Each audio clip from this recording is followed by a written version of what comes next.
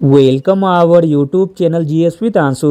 बिहार सचिवालय सहायक के लिए सेट प्रैक्टिस कराया जा रहा है यूटेरिया वॉल्यूम 2 से, जिसमें आज सेट नंबर 6 को लगाने वाले हैं। इसमें सारे के सारे प्रश्न बहुत ही सिलेक्टेड दिए गए हैं जो आपके एग्जाम में डायरेक्ट आने की पूरी संभावना है, इसलिए वीडियो को लास्ट तक जरूर देखें। स्टार्ट करने से पहले आप लोगों से एक ही रिक्वेस्ट है, प्लीज़ वीडियो को लाइक और किसी भी एक ग्रुप में शेयर जरूर कर दीजिएगा। चलिए शुरू करते हैं। पहला प्रश्न है, किस राज्य सरकार ने हाल ही में गर्भवती महिलाओं के लिए एक विशेष स्वास्थ्य देखभाल अभियान आंचल शुरू किया है?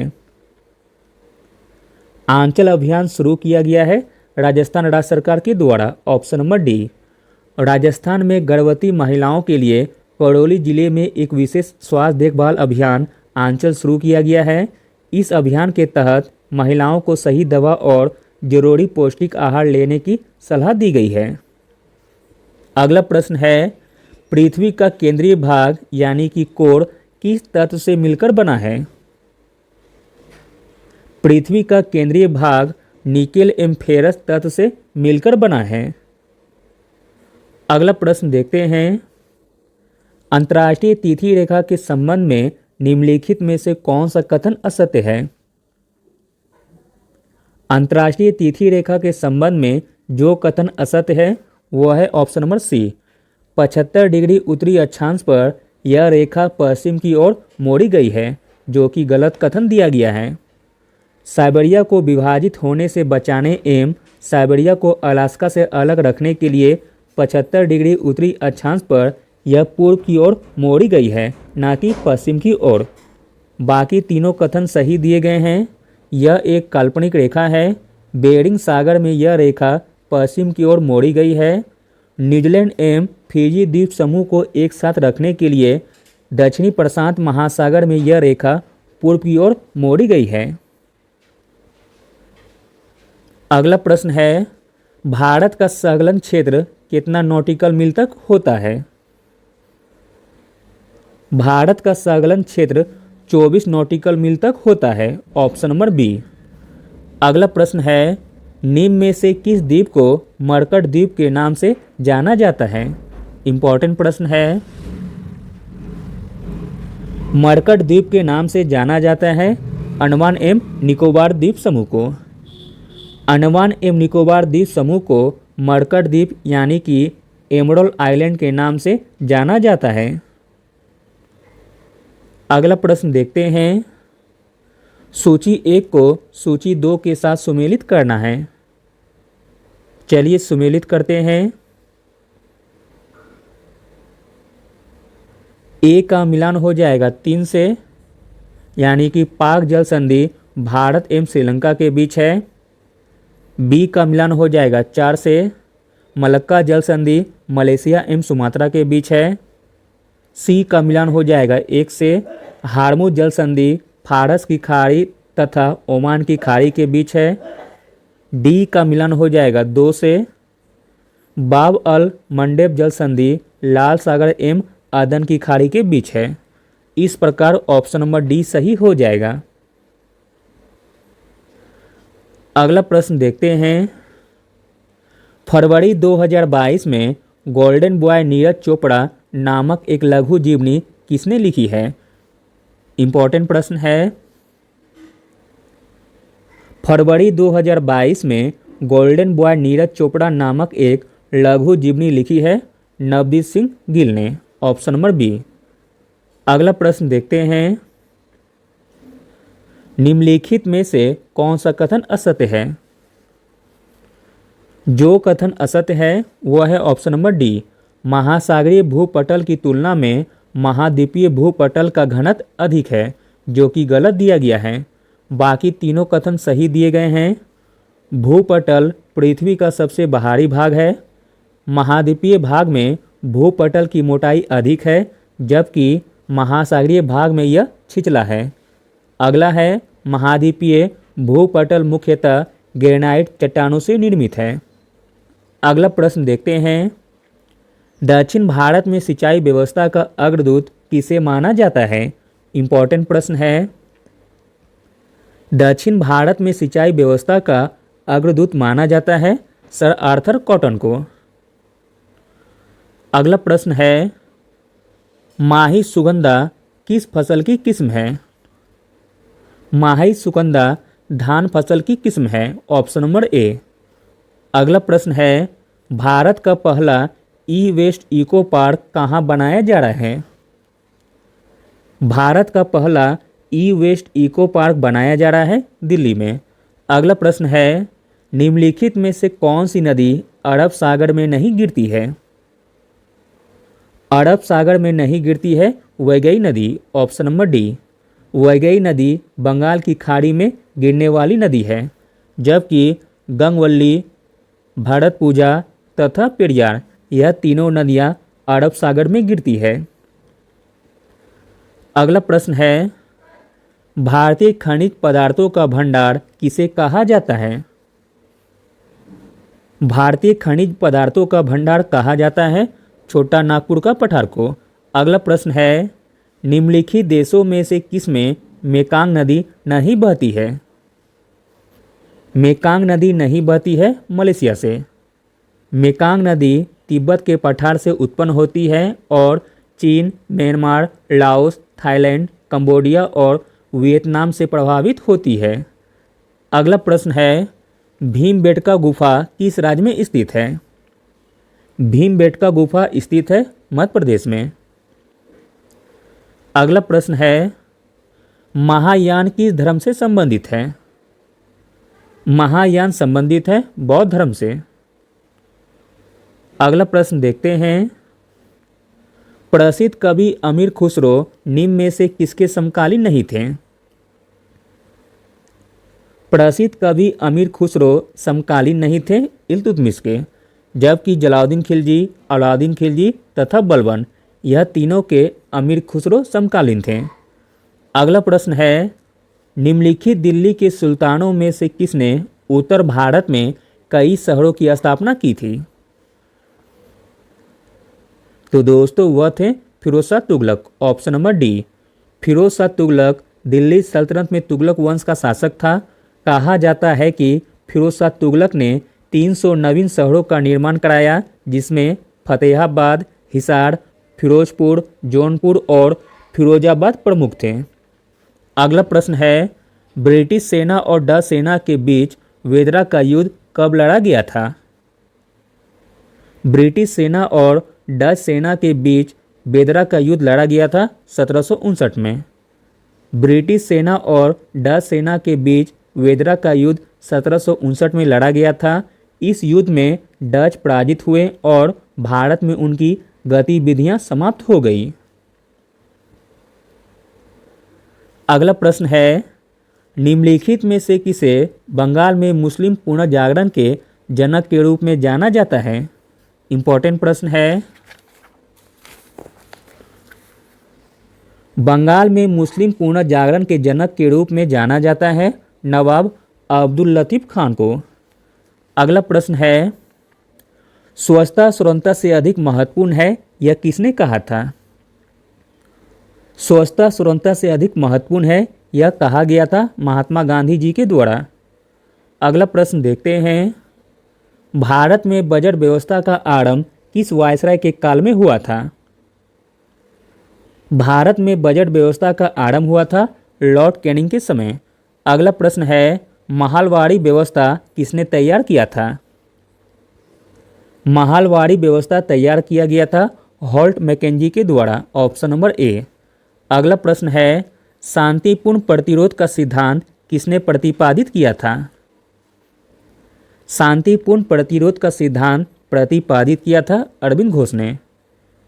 अगला प्रश्न देखते हैं, ध्वनि की तीव्रता को मापने वाला यंत्र कौन है? ध्वनि की तीव्रता को मापने वाला यंत्र है ऑडियोमीटर, जबकि एनीमोमीटर से वायु का वेग मापा जाता है। अगला प्रश्न है, गुरुत्वाकर्षण के सार्वभौमिक नियम का प्रतिपादन किसने किया? गुरुत्वाकर्षण के सार्वभौमिक नियम का प्रतिपादन किया न्यूटन ने। अगला प्रश्न है, जब श्वेत प्रकाश प्रिज्म से होकर गुजरती है तो कौन सा रंग सबसे कम विचलित होता है? जब श्वेत प्रकाश प्रिज्म से होकर गुजरती है तो सबसे कम विचलित होता है लाल रंग, ऑप्शन नंबर डी। अगला प्रश्न देखते हैं, निम्न में से कौन सी युक्ति रासायनिक ऊर्जा को विद्युत ऊर्जा में परिवर्तित करती है? रासायनिक ऊर्जा को विद्युत ऊर्जा में परिवर्तित करती है बैटरी, जबकि डायनेमो का प्रयोग यांत्रिक ऊर्जा को विद्युत ऊर्जा में परिवर्तित करने हेतु होता है। सोलर पैनल प्रकाश ऊर्जा को विद्युत ऊर्जा में परिवर्तित करता है। अगला प्रश्न देखते हैं, ब्रह्मांड में सबसे प्रचुर तत्व कौन सा है? ब्रह्मांड में सबसे प्रचुर तत्व है हाइड्रोजन। अगला प्रश्न है, आवर्त सारणी में किस वर्ग के तत्वों को हैलोजन कहा जाता है? हैलोजन कहा जाता है वर्ग 17 को। अगला प्रश्न है, जुलाई 2022 में 32वां नाटो शिखर सम्मेलन 2022 किस देश में आयोजित किया गया? जुलाई 2022 में 32वां नाटो शिखर सम्मेलन 2022 आयोजित किया गया स्पेन में। अगला प्रश्न देखते हैं, निम्नलिखित में से कौन सा पॉलीमर नहीं है?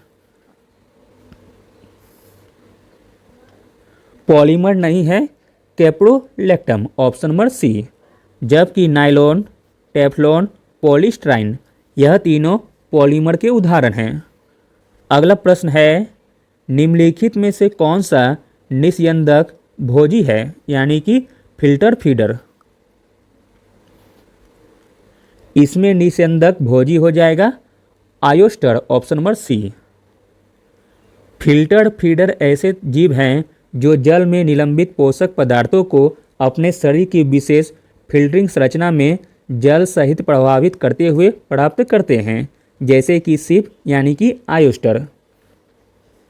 अगला प्रश्न है, निम्नलिखित में से कौन मानव त्वचा के रंग प्रदान करने के लिए उत्तरदायी है?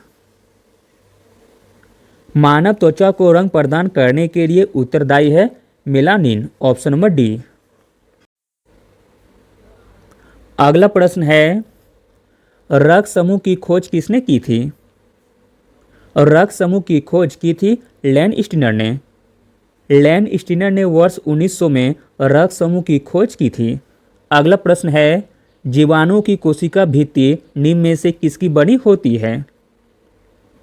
जीवाणु की कोशिका भित्ति बनी होती है पेप्टिकोलाइकेन के द्वारा, ऑप्शन नंबर डी।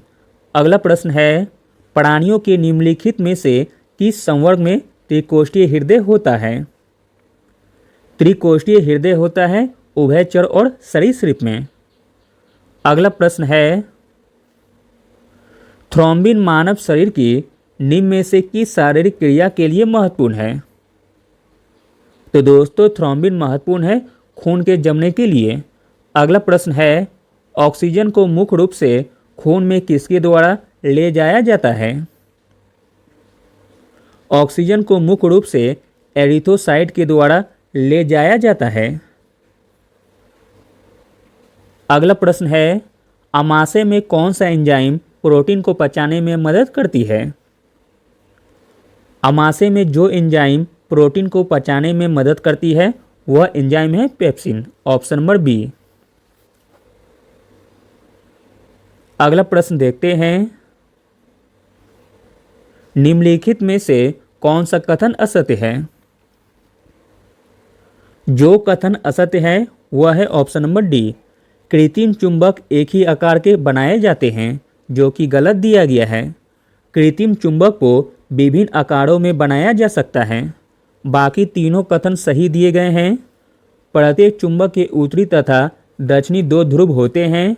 चुंबक को गर्म करने, चोट करने तथा ऊंचाई से गिराने पर चुंबक अपना गुण खो देता है। स्वतंत्रतापूर्वक लटकाने पर चुंबक सदैव उत्तर दक्षिण दिशा में आकार रुकता है। अगला प्रश्न है, शरीर की ऊर्जा जरूरतों का 70% किसके द्वारा पूरा किया जाता है? शरीर की ऊर्जा जरूरतों का 70% पूरा किया जाता है कार्बोहाइड्रेट के द्वारा। अगला प्रश्न है, निम्नलिखित में से किसमें प्रति ग्राम अधिक प्रोटीन की मात्रा पाई जाती है? प्रति ग्राम अधिकतम प्रोटीन की मात्रा पाई जाती है सोयाबीन में। अगला प्रश्न है, लिटमस विलियन जब न तो अम्लीय होता है और न ही क्षारीय, तब वह किस रंग का होता है? तो दोस्तों तब वह होता है बैंगनी रंग का, ऑप्शन नंबर ए। अगला प्रश्न है, निम्नलिखित में से कौन मानव शरीर के परिसंचरण तंत्र का हिस्सा नहीं है? मानव शरीर के परिसंचरण तंत्र का हिस्सा नहीं है वृक्क, जबकि रक्त, हृदय तथा रक्त वाहिका यह तीनों मानव शरीर के परिसंचरण तंत्र के हिस्से हैं। अगला प्रश्न है, किस अर्थशास्त्री ने अवसर लागत का सिद्धांत दिया? अवसर लागत का सिद्धांत दिया गॉटफ्रीड हेबरलर ने, ऑप्शन नंबर डी।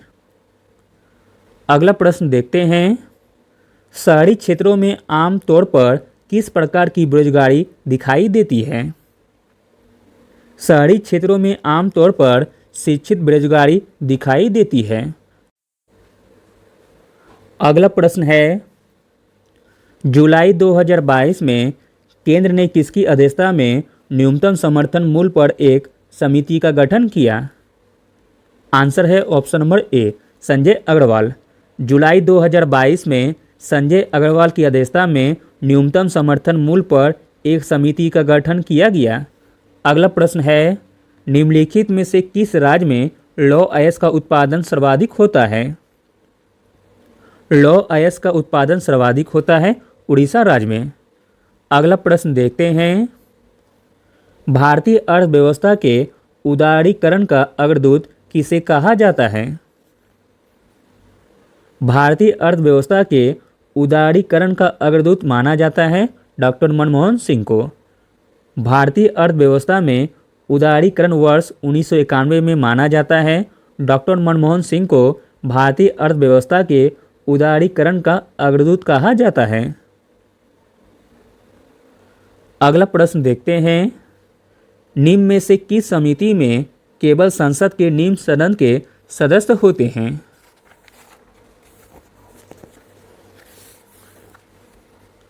तो दोस्तों वह समिति हो जाएगी प्राक्कलन समिति। प्राक्कलन समिति में केवल संसद के निम्न सदन के सदस्य होते हैं। प्राक्कलन समिति में सभी सदस्य लोकसभा अर्थात निम्न सदन के होते हैं। यह 30 सदस्यीय समिति होती है जिसका कार्यकाल 1 वर्ष का होता है।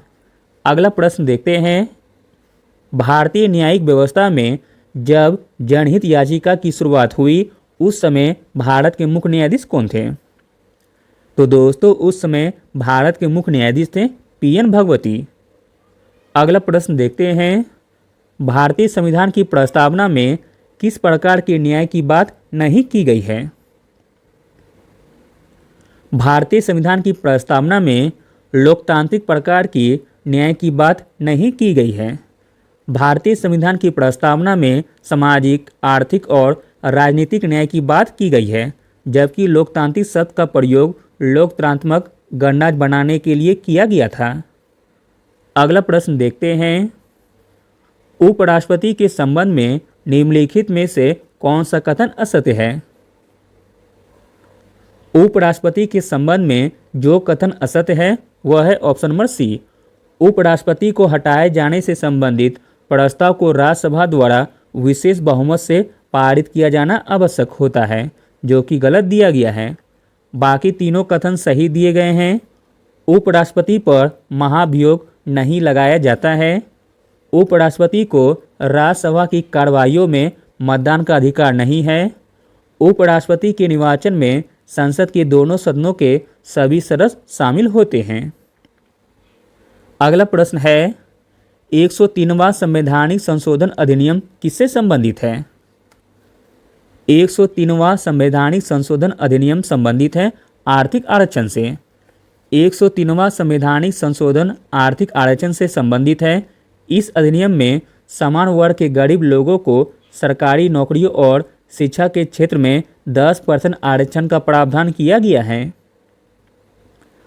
अगला प्रश्न देखते हैं, नीति निषेधक सिद्धांत न्यायालय द्वारा प्रवर्तित नहीं है, यह किस अनुच्छेद में वर्णित है? नीति निषेध सिद्धांत न्यायालय द्वारा प्रवर्तित नहीं है, यह वर्णित है अनुच्छेद 37 में। अगला प्रश्न देखते हैं, निम्नलिखित में से कौन सी एक स्वतंत्रता की भारतीय संविधान द्वारा गारंटी नहीं दी गई है?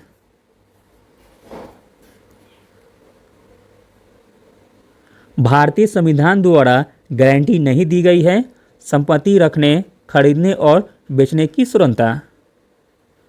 अगला प्रश्न है, भारत सरकार का प्रथम विधि अधिकारी निम्न में से कौन होता है? भारत सरकार का प्रथम विधि अधिकारी होता है भारत का महान्यायवादी।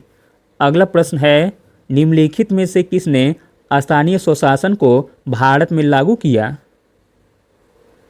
स्थानीय स्वशासन को भारत में लागू किया लॉर्ड रिपन ने। अगला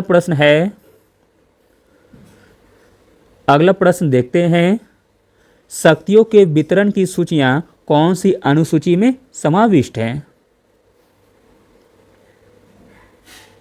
शक्तियों के वितरण की सूचियां 7वीं अनुसूची में समाविष्ट हैं।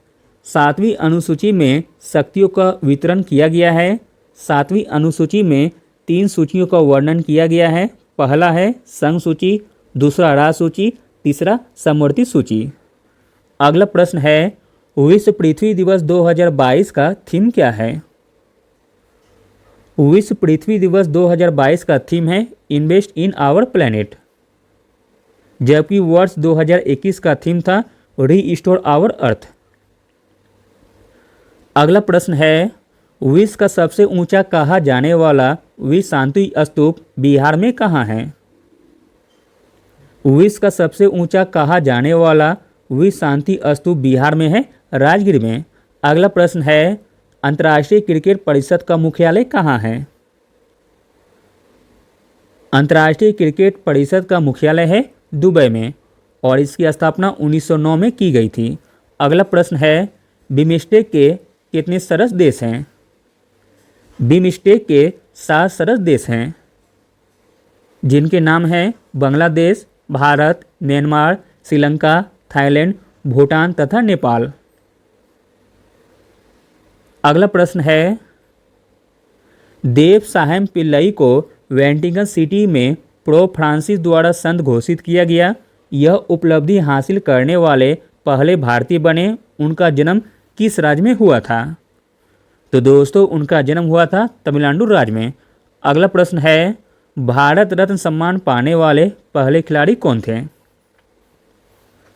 भारत रत्न सम्मान पाने वाले पहले खिलाड़ी थे सचिन तेंदुलकर और यह पुरस्कार उन्हें 2014 में दिया गया था। अगला प्रश्न देखते हैं, निम्न में से कौन अबुल कलाम आज़ाद द्वारा लिखी पत्र एवं पत्रिकाएं हैं? अबुल कलाम आज़ाद द्वारा लिखी पत्र एवं पत्रिकाएं हैं अल हिलाल, इंडिया विंस फ्रीडम तथा ताज किरा। अगला प्रश्न है, वैश्विक वित्तीय स्थिरता रिपोर्ट किसके द्वारा तैयार की जाती है? वैश्विक वित्तीय स्थिरता रिपोर्ट तैयार की जाती है अंतर्राष्ट्रीय मुद्रा कोष के द्वारा। अगला प्रश्न देखते हैं, दक्षिण अफ्रीका की मुद्रा क्या है? दक्षिण अफ्रीका की मुद्रा है रैंड, जबकि थाईलैंड की मुद्रा है बात, तुर्की की मुद्रा है लीरा, तंजानिया की मुद्रा है तंजानिया शिलिंग, कजाकिस्तान की मुद्रा है सोमोनी, ताइवान की मुद्रा है ताइवान डॉलर, सीरिया की मुद्रा है पाउंड, स्वीडन की मुद्रा है क्रोना। अगला और अंतिम प्रश्न देखते हैं, विश्व पर्यावरण दिवस कब मनाया जाता है? विश्व पर्यावरण दिवस मनाया जाता है 5 जून को। विश्व पर्यावरण दिवस 5 जून को मनाया जाता है। विश्व पर्यावरण दिवस 2022 की थीम है ओनली वन अर्थ, यानी कि केवल एक पृथ्वी। Thank you.